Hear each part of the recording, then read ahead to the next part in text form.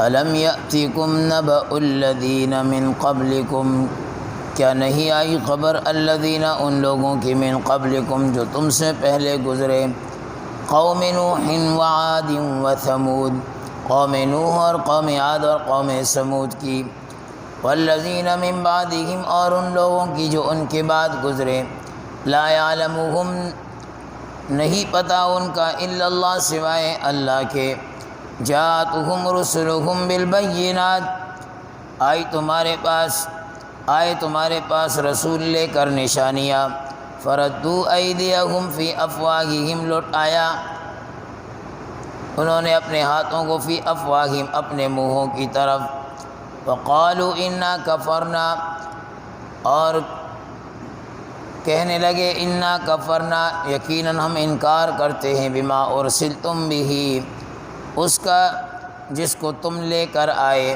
وَإِنَّا لَفِي شَكٍّ مِّمَّا تَدْعُونَنَا إِلَيْهِ مُرِيبٍ اور جس کی دعوت تم دیتے ہو ہمیں اس کے بارے میں شک ہے۔ اس کو بھی موسیٰ علیہ السلام کا کلام ہی سمجھیے۔ بات آگے چلی،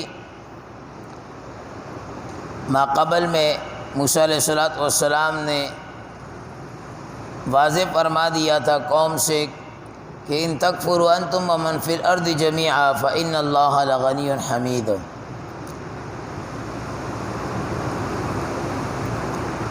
کہ اگر تم انکار بھی کرو ناشکری بھی کرو سارے کے سارے مل کر تو بھی کوئی فرق نہیں پڑتا، اللہ کی ذات بے نیاز ہے اور وہ ستودہ صفات ہے۔ تم سارے مل کر اگر تعریف کے پل باندھنا شروع کر دو تو بھی لغنی وہ بے نیاز ہے، اس کی ملکیت میں کوئی اضافہ نہیں ہوگا، اور اگر تم کوئی بھی تعریف نہیں کرو، کوئی ایک بھی تعریف اللہ کی نہ کرے تو بھی حمید وہ ستودہ صفات ہے، اس کی تعریف کے لیے دیگر مخالوق کچھ کم نہیں ہے۔ آگے فرمایا الم یأتکم نبأ، کیا نہیں آئے تمہارے پاس خبر الذین من قبلکم ان کی جو ان سے پہلے گزرے، قوم سے کہا جا رہا ہے کہ تم جو ناشکریہ کر رہے ہو انکار کر رہے ہو، کیا ماقبل لوگوں کی جو ہم سے پہلے گزر چکے یا تم سے پہلے گزر چکے ان کی خبریں ان کے واقعات تمہارے پاس نہیں آئے؟ وہ کون لوگ کن کی خبروں کی متعلق حضرت موسیٰ علیہ السلام ارشاد فرما رہے ہیں؟ فرمایا قوم نوح وعاد وثمود، قوم نوح کی بات ہو رہی ہے، کیا قوم نوح کی اطلاع تمہارے تک نہیں آئی؟ قوم عاد کی اطلاع نہیں آئی؟ قوم ثمود کی اطلاع نہیں آئی؟ وہ قوم نوح جس کو حضرت نوح علیہ السلام 950 سال تک قرآن کہتا ہے کہ انہیں ایمان کی طرف دعوت دیتے رہے بلاتے رہے، توحید کی طرف دعوت دیتے رہے بلاتے رہے، صبح شام بلاتے رہے، دن رات ایک کیا، لیکن اس قوم نے نہیں مانا اور وہ ایمان پر نہیں آئی، تو اس کا کیا حشر ہوا؟ پوری کی پوری قوم غرق ہو گئی، وقت کے نبی کی بات کو نہیں مانا۔ الم یأتکم نبأ الذین من قبلکم، کیا اس نوح علیہ السلام کی قوم کی خبریں تم تک نہیں پہنچی؟ وعاد اور قوم عاد کی خبریں تم تک نہیں پہنچی کہ اس عاد کے ساتھ اللہ نے کیا کیا؟ جو عاد کفر میں مست تھی، شرک میں مست تھی، سرکشی میں مست تھی، تکبر اور نخوت میں، گھمنڈ میں، وہ بہت آگے دور نکل گئے۔ وہ عاد ارم ذات العماد جس کے بارے میں خود رب العالمین نے قرآن میں کہہ دیا التی لم یخلق مثلها فی البلاد، ایسی قوم میں نے پیدا ہی نہیں کی، ایسی طاقت والی قوم رب العالمین خود فرما رہا ہے، التی لم یخلق مثلها فی البلاد، کسی شہر میں آپ کو ایسی قوم نظر نہیں آئے گی۔ اور وہ قوم تکبر میں آ گئی کہ بھائی ہم تو بڑے پاور والے، طاقت والے، جسم والے، جسے والے، لحم اور شحم سے بھرے ہوئے، تکبر میں آ گئے۔ اور اللہ کو تکبر یہ قطعاً پسند نہیں ہے، بڑائی اللہ کی چادر ہے، اللہ کو قطعاً پسند نہیں ہے۔ اسی لیے فرمایا وَلَا تَمْشِ فِي الْأَرْضِ مَرَحًا، زمین پر اکڑ کر نہ چلا کرو، زمین پر اکڑ کر نہ چلا کرو، کل زمین کے سپرد ہونا ہے، زمین کی آغوش میں لیٹنا ہے، زمین کے اندر جانا ہے۔ جیسا معاملہ زمین کے اوپر رہ کر کر رہے ہو ویسا ہی معاملہ زمین اندر جا کر پھر کرے گی، واپس بدلہ لوٹائے گی۔ آج بہت سارے لوگوں کے اندر یہ تکبر بھرا پڑا ہوا ہے، مال کا تکبر ہے، بنگلہ گاڑی کا تکبر ہے، 4 آدمیوں کا تکبر ہے، 4 دوستوں کا تکبر ہے۔ اچھے اچھے دیندار طبقے وہ بھی بعض دفعہ ایسی بیماریوں میں منسلک ہو جاتے ہیں، پھنس جاتے ہیں، گرفتار ہو جاتے ہیں۔ بڑے لوگوں کی اولاد وہ ان میں پھنس جاتی ہے۔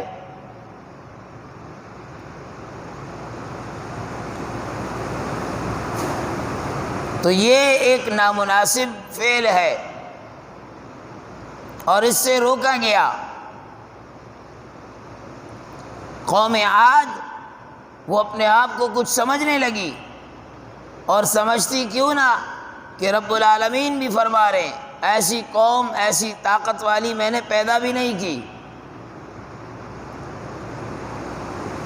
جب تکبر میں آ گئی تو اللہ نے تباہ و برباد بھی کیسے کیا؟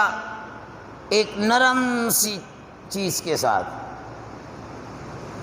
جس کی کوئی حیثیت نہیں، جو بالکل باریک نرم ہوا کے ساتھ اتنی بڑی طاقت والی قوم کو ایک ہوا چلائی، اٹھا کر ادھر سے ادھر پٹک دیا، پوری قوم کو تیز تیز کر دیا، تباہ و برباد کر دیا۔ آگے فرمایا وَثَمُودَ الَّذِينَ جَابُوا الصَّخْرَ بِالْوَادِ، بڑے بڑے پہاڑوں کو تراش کر وہاں پر گھر بناتے تھے۔ آج مشینریاں، ٹیکنالوجی وہ پہاڑوں میں کئی کئی مہینے سرنگیں بنانے میں گزار دیتی ہے، اور وہ لوگ اپنے ہاتھوں سے محنت کر کے، مزدوری کر کے ان پہاڑوں کو تراشتے تھے، وہاں پر اپنے عالیشان محل بناتے تھے۔ آج بھی ان محلات کو انسان دیکھ کر انسان کی عقلیں دنگ رہ جاتی ہے کہ آخر یہ کیا لوگ تھے، کس طرح انہوں نے بنائے۔ فرمایا الم یاتکم نبأ الذین من قبلکم، تم نے دیکھا نہیں، تمہارے تک ان کی خبریں نہیں آئی، اللہ نے ان کے ساتھ کیا کیا؟ وہ قوم سمود کہ چیخ اور زلزلوں سے پوری قوم کو تباہ و برباد کر دیا، نیست و نابود کر دیا۔ والذین من بعدہم، اور اس کے بعد جو قومیں آئی، ایسی قومیں بھی آئی، لا یعلمہم، اس کے بارے میں کوئی نہیں جانتا، الا اللہ، اس کی تاریخ صرف رب العالمین جانتا ہے۔ والذین من بعدہم، ایسی قومیں بھی آئی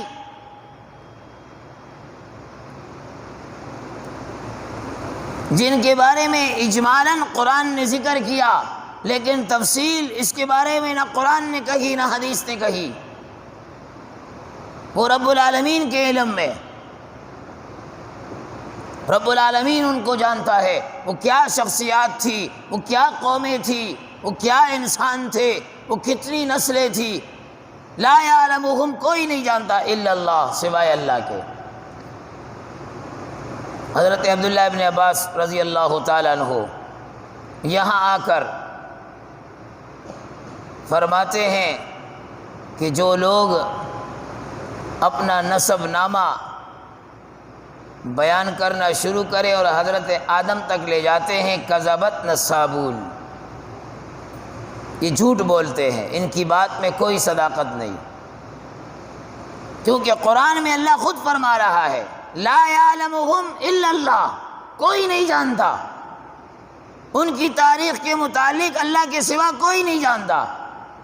تو اب اگر کوئی اپنا نسب نامہ حضرت آدم تک لے جا رہا ہے، جھوٹ بول رہا ہے، قرآن نے انکار کر دیا۔ جناب نبی کریم صلی اللہ علیہ وسلم، آپ صلی اللہ علیہ وسلم نے بھی اپنا نسب نامہ حضرت عدنان تک کا بیان کیا ہے۔ بخاری شریف کے اندر بھی جناب نبی کریم صلی اللہ علیہ وسلم کا نسب نامہ وہ حضرت عدنان تک ہے، اس سے اوپر آپ صلی اللہ علیہ وسلم کا نسب نامہ وہ یقین سے کوئی بیان نہیں کر سکتا، نہ کہہ سکتا ہے۔ آپ علیہ السلام نے اپنا نسب نامہ عدنان تک محمد بن عبداللہ بن عبد المطلب بن ہاشم بن عبد مناف بن قصی بن کلاب بن مرہ بن کعب بن لوئی بن غالب بن فہر بن مالک بن نذر بن کنانہ بن حزیمہ بن مدرکہ بن الیاس بن مزر بن نزار بن ماد بن عدنان، بس اس سے اوپر امام مالک رحمۃ اللہ تعالی علیہ بھی منع فرماتے ہیں، مکروہ لکھتے ہیں۔ تو ایسی قومیں بھی آئی جن کے بارے میں کوئی نہیں جانتا الا اللہ، سوائے اللہ کے۔ جاءتہم رسلہم بالبینات، آئے اللہ کے رسول واضح نشانیاں لے کر آئے۔ فردوا ایدیہم فی افواہہم، لوٹایا انہوں نے ہاتھوں کو اپنے منہوں کی طرف۔ جب اللہ کا رسول نشانیاں لے کر آیا، اللہ کے رسول نشانیاں لے کر آئے، تو ایک معنی تو یہ کہ قوم والوں نے جب رسول بیان کر رہا ہے، نشانیوں کو سامنے رکھ کر اللہ کی توحید کا ڈنکا بجا رہا ہے، تو قوم والوں نے منہ پر ہاتھ رکھ دیا کہ نہ بیان کرو ہمارے سامنے یہ توحید بیان نہ کرو۔ ایک معنی تو یہ ہو گیا، چپ کرایا اللہ کے رسولوں کو، اور ایک معنی یہ کہ جب رسولوں نے نشانیاں دکھا کر اللہ کی توحید کی بات رکھی تو وہ حیران ہو گئے، اور حیرانگی میں انہوں نے اپنے منہوں پر ہاتھ رکھ لیا یا اپنی انگلیوں کو کاٹ ڈالا۔ وَإِذَا خَلَوْا عَزُّوا عَلَيْكُمُ الْأَنَامِلَ مِنَ الْغَيْظِ، غصے میں آ کر حیران ہو کر اپنی انگلیوں کو چبا ڈالا۔ بعض دفعہ انسان سوچ میں فکر میں پڑ جاتا ہے اور ناخن کاٹتے کاٹتے آگے تک چلا جاتا ہے۔